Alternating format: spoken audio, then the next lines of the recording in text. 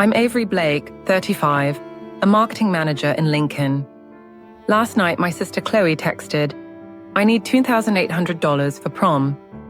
A minute later, my parents followed with, "Pay up, or you're out of this family." Was I wrong here? My stomach dropped. I opened the joint account I created to help and felt like a walking ATM with a pulse. Then the knife twist. "You owe us for giving you life." Who says that to their kid? The room went quiet, but inside my chest everything was screaming, shame, panic, that frozen little kid fear. Tell me, if you were me, what would you do? Drop your take below, like, comment, and share, so more people see how far family can go to break you. Because tonight I learned a brutal truth. Some love comes with a receipt and a threat. I'm Avery Blake, 35, Lincoln, Nebraska, marketing manager. The day I got that string of messages, everything in my head felt like it fell into a black hole. Before the $2,800 for prom, before my parents typed, "Pay up or you're out of this family," let's rewind to the starting point, where the duty trap was built with a smile and the line, "Our family helps each other, honey." Since I was little, I was the one who could handle it. Scholarships, part-time jobs, saving every dollar. My sister, Chloe, was sunshine in my parents' eyes. If you look at our old photos, you'll see my family's portrait.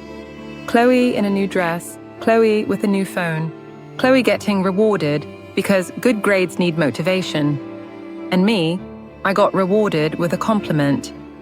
"You're so strong, you can handle everything." It sounds proud, but slowly it became a quiet sentence.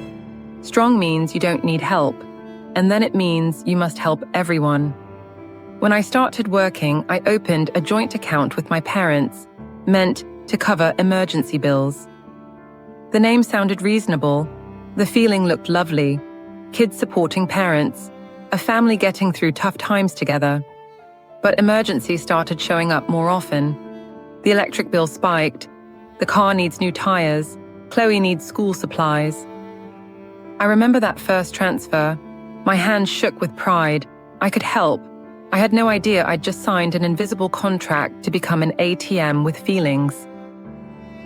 An ATM that feels guilt, fear, and shame if it doesn't spit out cash. Then that night, Chloe texted, "I need $2,800 for prom. If I don't get it that night, is ruined." The message arrived like a rude knock, then the explosion.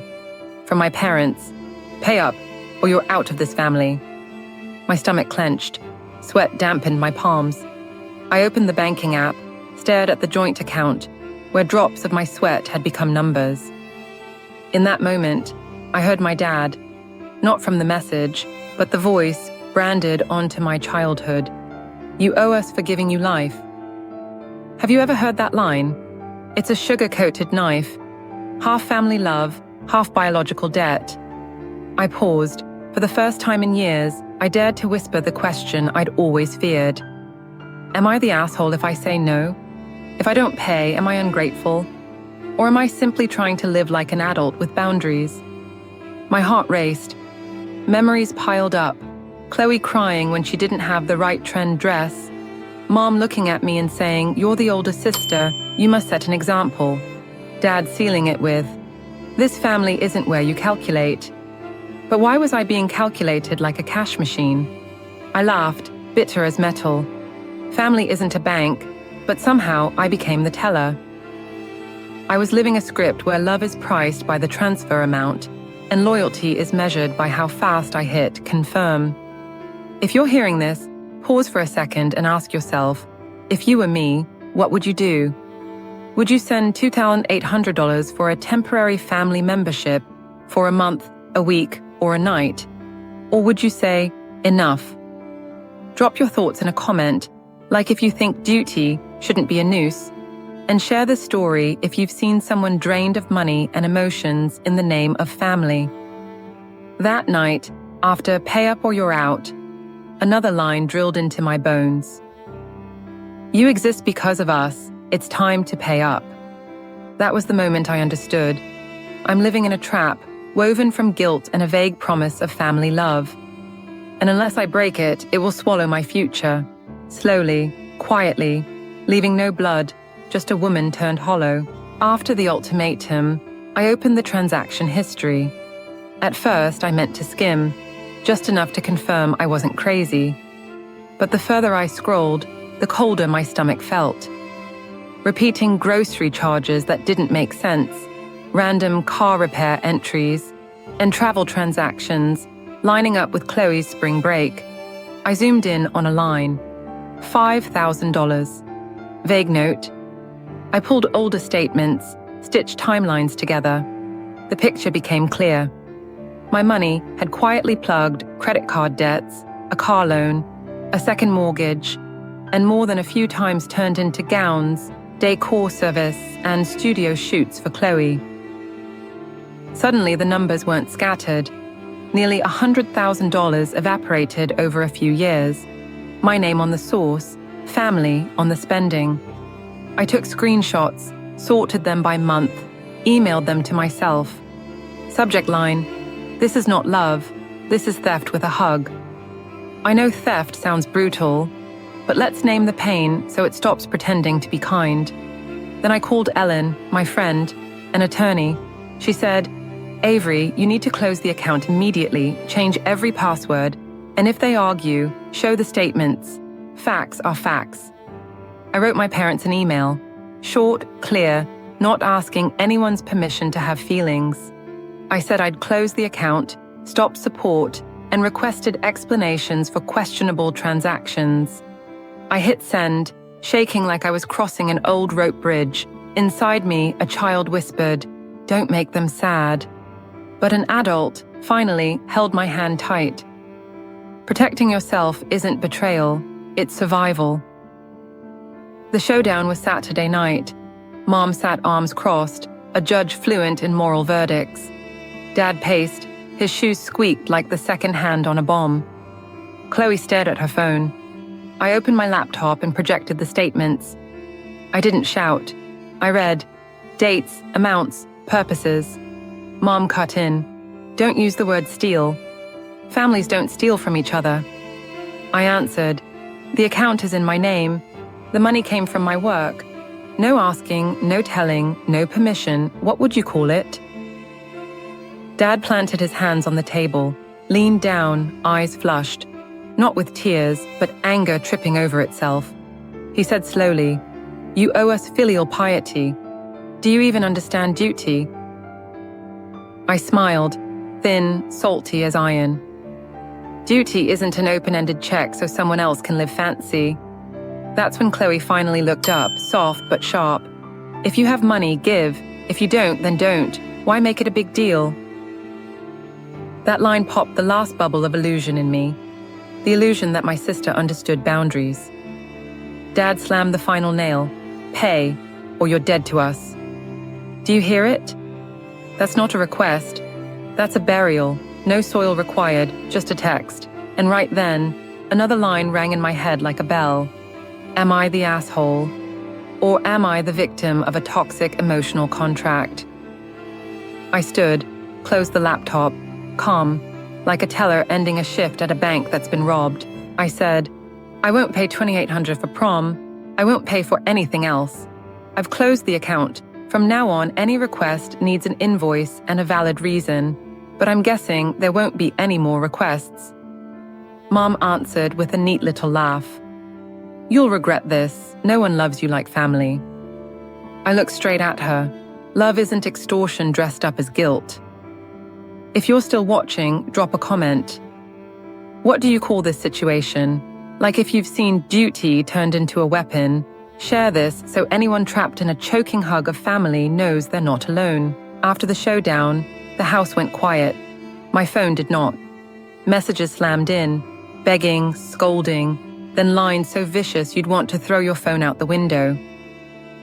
"You're ungrateful. You destroyed this family. You have money. You have no heart."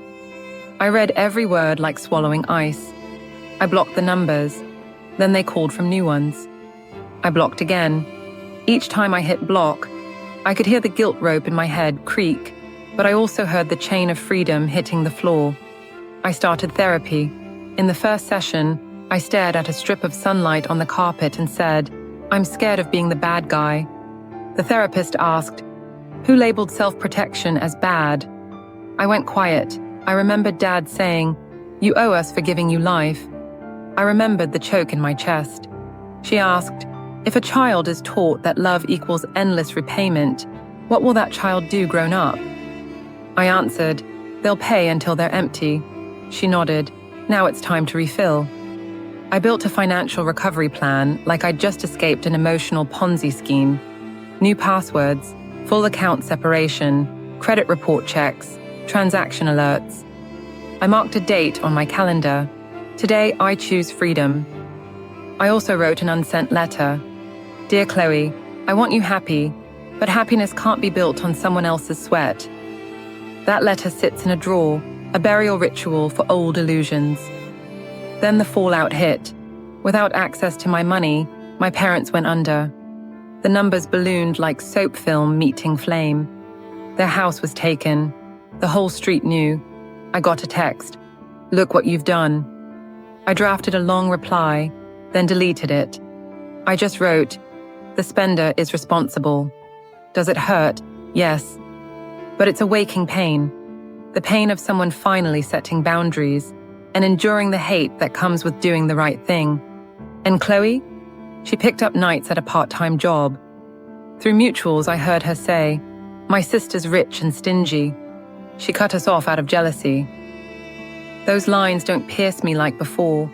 They hit a new skin, thicker, truer. I'm not the villain of my own story anymore. I'm the survivor. Then something unexpected. My anger changed color. From fury, it became resolve. I started talking to friends who are also managed by family guilt. I shared redacted statements, how to lock accounts, how to say no without beating yourself up afterward. I saw the new value of my story. It's not just a personal tragedy. It's a small map helping others walk out of the woods. If you've made it this far, let me ask again. If you were me, what would you do? Keep the good child title and lose yourself, or choose a life honest to you and accept being disliked? Comment your answer. Like if you believe love isn't a multi-page invoice. Share this video with someone taking shallow breaths in a house full of duty. Finally, let me speak a few lines that once made me cry. Repeating them now steals their power. You owe us because you exist. My reply, no one owes anyone for being born. Pay or you're dead to us. I choose. I live, but for me. You ruined this family. Truth, greed, and entitlement are the wreckers. I just turned off the tap. I can't promise this story has a fairy tale ending, but I know it has a new beginning. I wake up, inhale deeply, and no longer open my banking app in fear of seeing my balance shrinking for a family reason. I wash my face, look in the mirror, and whisper, "Avery, you're not an ATM. You're a person." Simple, yes, but it's the spell that pulled me back from the edge. If this touched you, don't leave without a trace.